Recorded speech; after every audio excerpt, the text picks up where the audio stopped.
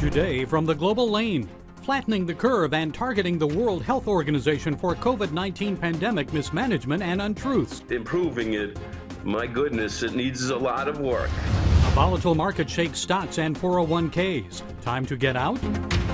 College students struggling from the shutdown. Their schools get billions in coronavirus relief aid. So why are tuitions going up? And totalitarian-like tactics forced on citizens and churches. What about the Bill of Rights? And it's all right here on the Global Lane. There's some good news about the COVID-19 pandemic. It appears that the number of new infections is slowing worldwide. So what should we do now to reopen the U.S. economy, but also proceed with steps that would prevent a major new outbreak? Well, here with us is microbiologist Dr. Dean Hart. Dr. Hart is an expert on the transmission of viruses and diseases. For 25 years, he taught as an associate research scientist and assistant professor at Columbia University College of Physicians and Surgeons. Dr. Hart, thank you for being here. First, let's take a look at what's happening globally with this pandemic. 2 million cases worldwide, at least 130,000 deaths, but it looks like this pandemic peaked on April 10th. Is the worst behind us? Your thoughts? Well, this is a very artificial peak. We've closed down the world to business and socialization. What we've done is close the churches, the schools, and everything else. So logic dictates with that, the only thing in our public health armamentarium that it would slow things down, not halt them, but slow things down. We still have to go get food and things like that, but it will slow things down, but it's hardly the fix. Well, I know the president is suspending U.S. support payments to the World Health Organization because of its mishandling of the viral outbreak. So what do you think about that and China's dishonesty about the viral outbreak in Wuhan? Well, China is not honest.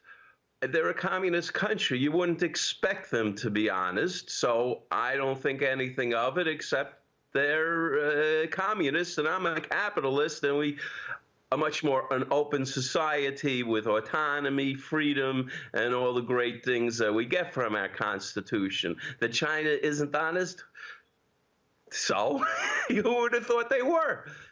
Now, to the World Health Organization, that's a huge problem because it is too political and it is beholden to certain countries more than others, and the U.S. generally likes to be in charge of everything since we're the richest.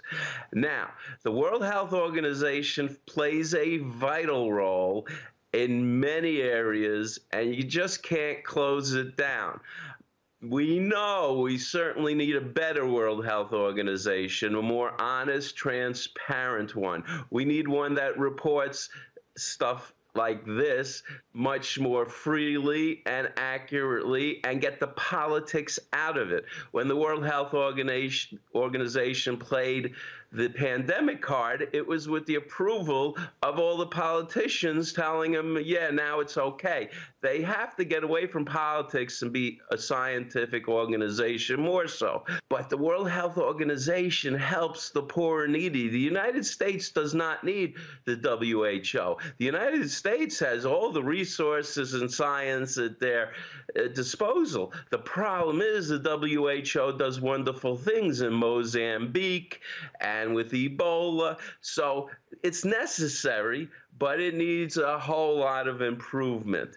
Defunding it and disbanding it is not the answer, but improving it, my goodness, it needs a lot of work. And here in the U.S., did we start mitigation early enough, in your opinion? Dr. Fauci said when he requested that the president move forward with mitigation, he didn't hesitate, he did it. And it seems like mitigation has worked. So your thoughts on that? Okay, mitigation. Dr. Fauci's a scientist like myself.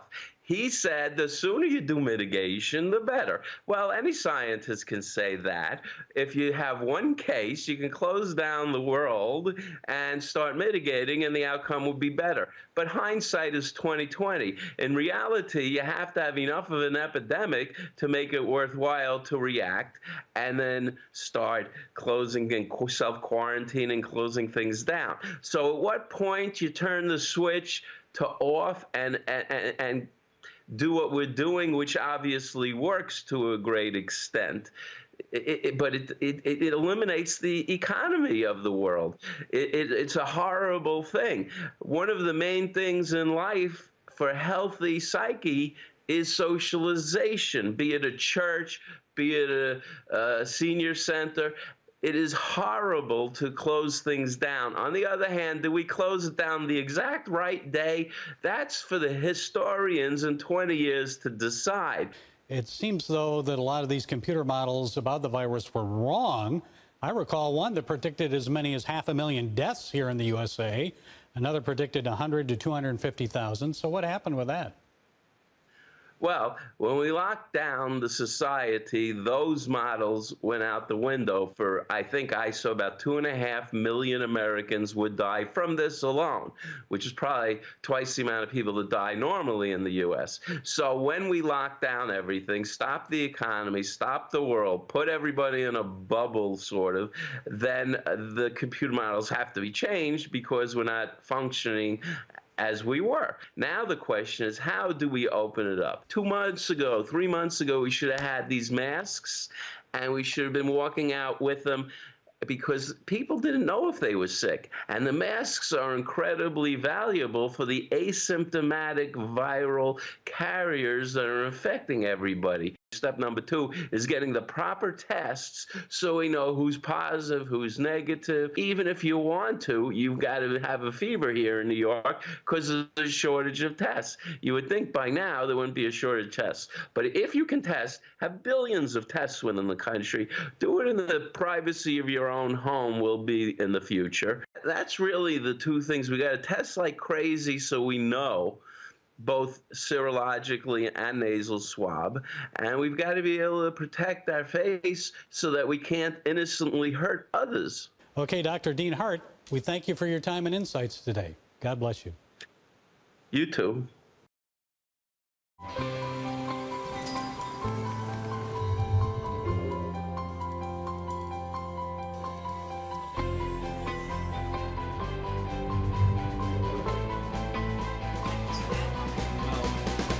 I am Regent's first ROTC graduate student.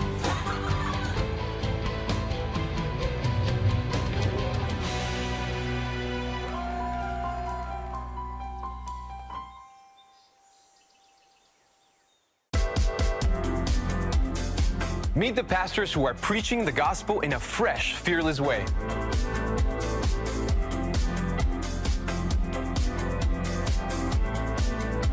I'm Roberto Torres-Cedillo. Join me each week for Next Gen Voices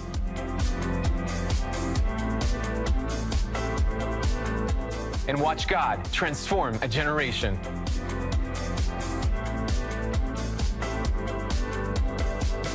How'd you like to get a redo on your health, on your body, on your arteries, so you could have the energy you had 20 years ago? The great news is you can. I'm Dr. Mike Roizen, chair of the Wellness Institute at the Cleveland Clinic. I've written 4 New York Times bestsellers. But even better than having to read all that, you can listen to this DVD and watch it. Protect your heart? Yes, you can. Here's how. Go to CBN.com or call 1-800-700-7000 for your free copy of Protect Your Heart. Let the medical experts show you their new discoveries on how to avoid heart disease and even reverse it. Easy steps to uncover the hidden dangers in your medicine cabinet, reduce stress, and get a complete do-over for your health. Call 1-800-700-7000. That's 1-800-700-7000. Or go to CBN.com to claim your free copy of Protect Your Heart. After the S&P 500 reached an all-time high in February, it hit multi-year lows in March. Plunging oil prices and the COVID-19 epidemic are causing volatility and fluctuations in global markets. So what does it mean for you? Perhaps the future of your 501k and other investments. I know some people are probably saying, hey, I'm just trying to keep my job or pay my bills after a temporary furlough from work. Well, here to provide us with some insights is Art Alley. Mr. Alley is founder and president of Timothy Plan, the nation's leading biblically based, pro-life, pro-family mutual fund group. Art, it's good to have you with us. So the bills are piling up for many people. People are digging into savings, probably have depleted them. What do you recommend? What should they do now? Number one, stay calm.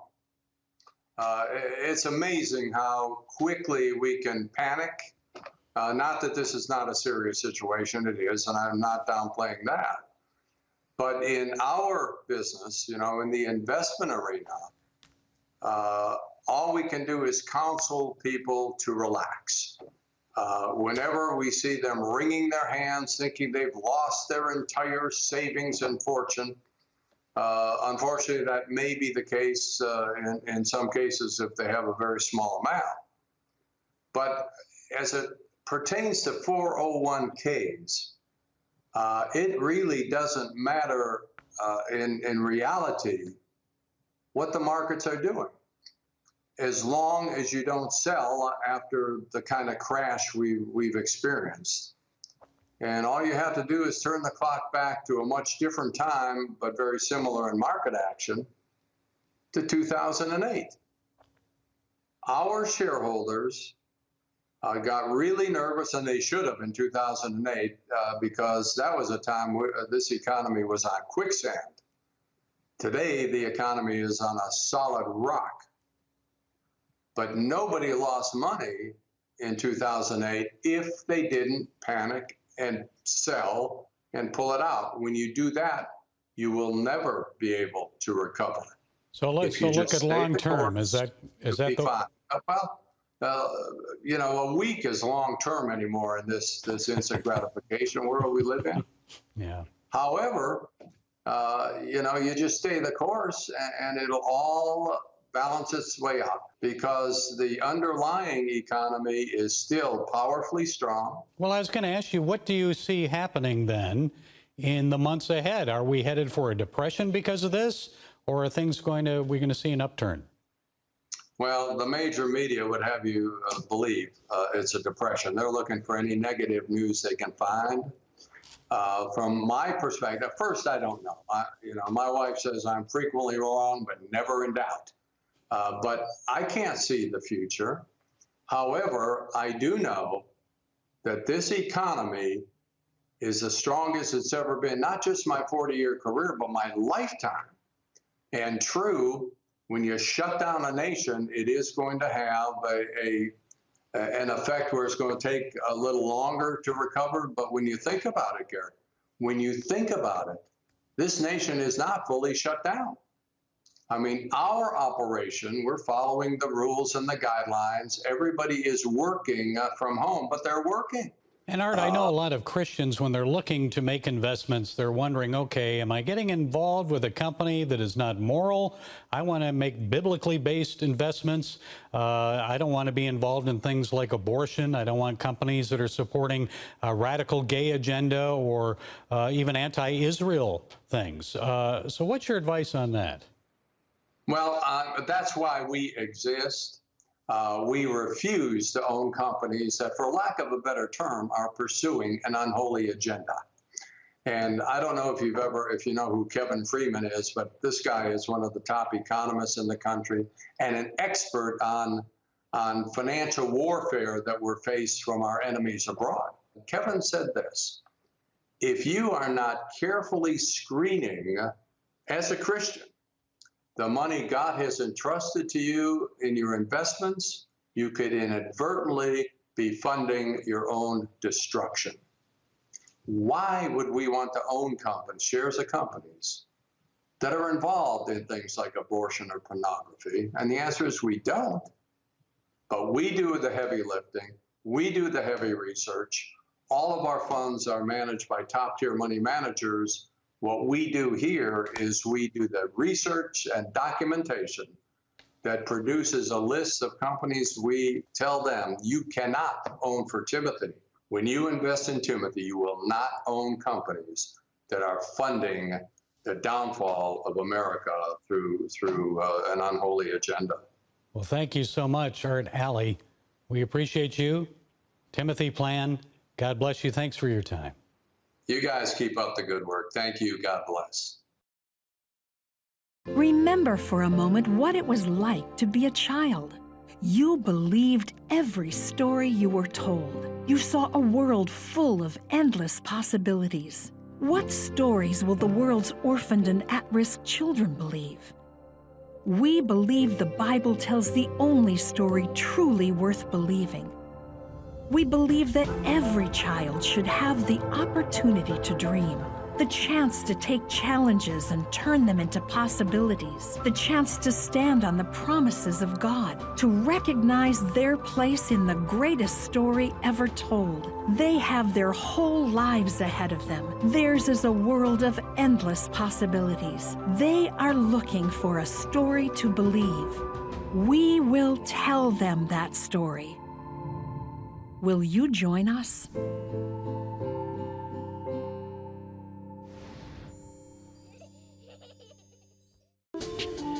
It's about the competition. I kind of put that pressure on myself, and I think people had expectations. It's about overcoming. We use this phrase all the time, keep chopping, keep practicing hard. It's about going the distance. You know, I think as a father, it's my job, to lead, just be the best husband and father I can be. Watch Going the Distance with Sean Brown Saturday night at 7:30 on the CBN News Channel. Daddy? Yeah, buddy? How many nickels are in a dollar?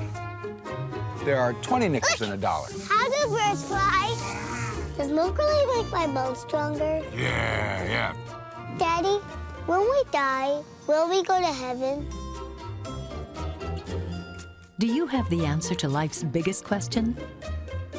Call the 700 Club. We'll help you find answers to the important questions life brings your way. The COVID-19 pandemic caused colleges and universities to close their doors and shift to online classes. Although costs remain the same for most colleges, many students are experiencing hardship because of the shutdown. Regardless, many American colleges and universities are actually hiking tuition for the 2020-2021 school year. Well, here to set us straight on this is Cabot Phillips. Mr. Phillips is editor-in-chief at Campus Reform. Cabot, it's good to have you on the program again. Now, I know campuses are eerily vacant right now. I saw some video of my alma mater, the University of Michigan. Nobody on campus. It's hard to imagine not seeing anyone cross the quad or go to the student union. And even Ann Arbor looks like a ghost town. So universities should be reforming or refocusing their efforts at this time, but many are hiking tuition. So what's going on? Yeah, so around the country, universities from everywhere in Texas, Massachusetts, California, down to South Carolina are still raising tuition prices heading into the next fall semester. And this comes at a time when millions of students around the country are saying, well, how am I going to pay for this? Financial situations are a lot more tight for a lot of people. There was a new poll recently, 1 in 6 rising college freshmen are saying they're reevaluating going to college because they might not be able to afford it. And so you'd think a lot of universities would say, okay, we're just going to at least keep prices where they are now and certainly not raise them. But we've seen dozens of universities saying, well, no, we're still going to be hiking tuition rates. And I think the problem here is that universities are not saying, how can we cut costs? How can we find things to cut? They're saying, well, this is what it costs. You guys need to pay this. And I think that that's the wrong move. I think universities should be looking for ways to cut unnecessary spending. We've got bloated administrations where they're paying ridiculous 6-figure salaries for administrative bureaucratic positions that have very little to do with education. They could be cutting things like that, cutting courses that aren't actually essential to getting a college degree. Leaner may be the new norm in the future. So how has the COVID-19 pandemic and shutdown affected the quality of education the college students are receiving online?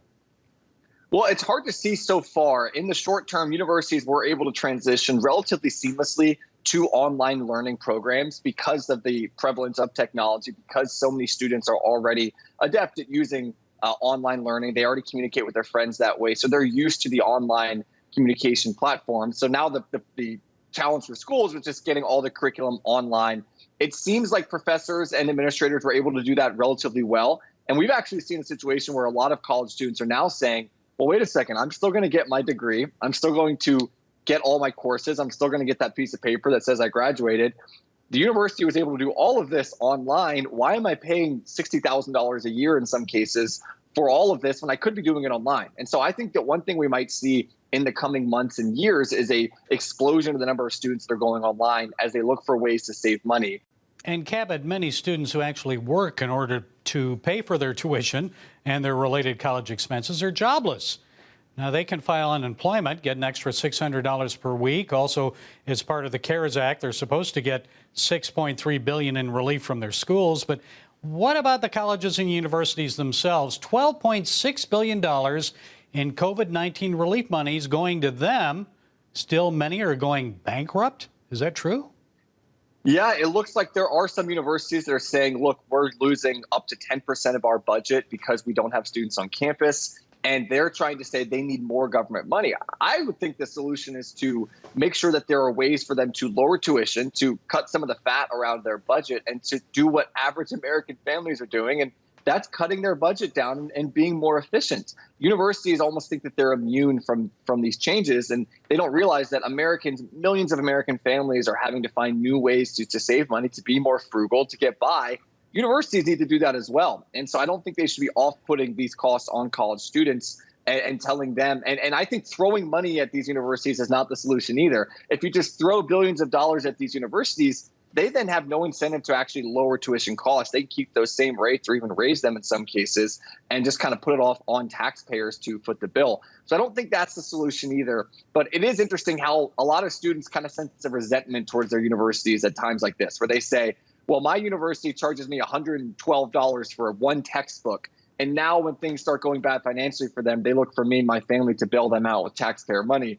That doesn't seem fair. So I think a lot of students, a lot of American families, they don't really feel too much sympathy towards universities when the schools come out and say that they're in dire financial straits. Okay, Cabot, I guess the times we're in means they'll have to change a bit, especially with more students wanting to go online and learn online. So we appreciate you. Thanks for taking the time to be with us. Cabot Phillips of Campus Reform. God bless you. Thanks, Gary. Watch breaking news, in-depth exclusive stories and programs from health to entertainment you won't find anywhere else. The CBN News Channel, a perspective you can trust. Enjoy credible news reporting from around the world. Discover inspiring programs and stories of hope, all in one place from a Christian perspective. The CBN News Channel, a perspective you can trust. To watch the CBN News Channel, download the app or visit cbnnewschannel.com. Hello, I'm Dr. David Perlmutter, board-certified neurologist and #1 New York Times bestselling author. Wouldn't it be great to boost your energy, eliminate brain fog, and even reverse brain disease? Well, you can, and I'm going to show you how, along with some of the world's most well-respected brain experts in this DVD, Protect Your Brain. Get Protect Your Brain, a free DVD only from the Christian Broadcasting Network, featuring experts on the cutting edge of neuroscience and brain health. No matter how many times you've failed in the past, you really can do this. In Protect Your Brain, you'll discover simple strategies to keep your brain young and healthy. Improve your memory. Discover the gut-brain connection. In Protect Your Brain. Get your free copy at cbn.com or call 1-800-700-7000. If you want to improve the quality of your life, get the DVD Protect Your Brain and get it today.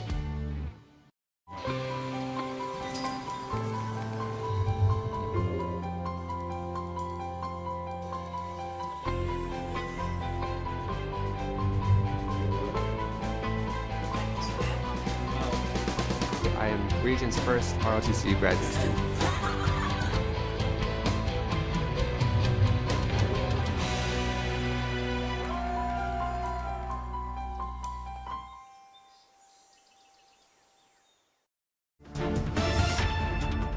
I'd like to think the best always comes out in people during a global or national crisis. How about the tireless sacrificial efforts of our frontline workers? They deserve recognition and our thanks. Take a look at this parade recently in Washtenaw County, Michigan, applauding the efforts of doctors, nurses, and other healthcare professionals at University Hospital. Heartwarming, isn't it? But if you're like me, I'm also concerned about government overreach during this pandemic. Our constitutional rights don't fly out the window simply because we're in a societal lockdown. Many of us saw a video on social media of the Philadelphia man being dragged off a city bus because he wasn't wearing a mandatory mask. Yes, folks, the man erred by not wearing a mask to protect others from infection, but maybe he didn't have access to one or couldn't afford one.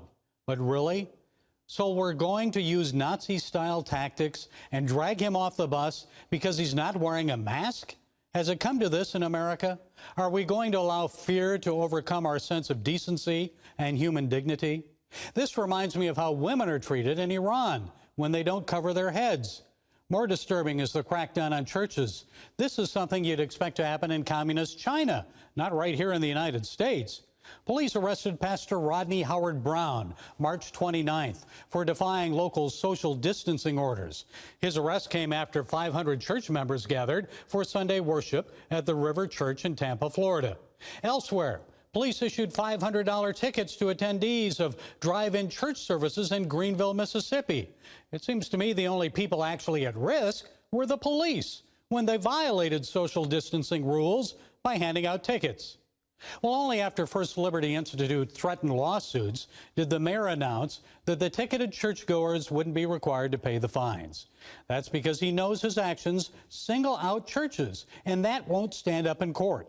Let me remind you of what the Bill of Rights says. Congress shall make no law respecting an establishment of religion, or prohibiting the free exercise thereof, or abridging the freedom of speech, or of the press, or the right of the people peaceably to assemble and to petition the government for a redress of grievances. Well, you can't prevent Americans from assembling or from freely practicing their faith, period. No law. That includes gubernatorial safe distancing orders. Officials like Greg Abbott get it. The Texas governor recently issued an executive order stating that religious services are considered essential in the Lone Star State. Bravo, Governor Abbott. You understand that our religious rights are not to be suspended just because of a viral outbreak. It seems to me it's during a crisis like a viral pandemic when people look to Christians for answers. It's harder to find those answers and the help you need when government shuts down churches. Governments and churches should be working together to make sure the basic needs of the community are being met: food, housing, and masks. Also, pastors, let's not put people at risk unnecessarily. In the book of John, chapter 21, verse 17, Jesus asked Peter a third time, "Do you love me?" And Peter said to him, "Lord, you know all these things. You know that I love you." Jesus said to him, "Tend my sheep." Yes, pastors, the responsibility of a loving shepherd is to protect his flock from danger. I was encouraged by this statement made by Pastor Joel Osteen during his online Easter service. Lord, I thank you right now you're raining down healing on those that need it. And Lord, peace in their bodies, in their minds, in their spirits. Lord, I thank you that you're bigger than a virus and bigger than fear, bigger than anything that's trying to stop us. Yes, God is bigger than the COVID-19 virus. With his help, we shall rise up and overcome this pandemic and other troubles that we may face, collectively as a nation and in our own lives. Well, that's it today from the Global Lane. Be sure to follow us on Facebook, iTunes, SoundCloud, YouTube, and Twitter. And until next time, be blessed.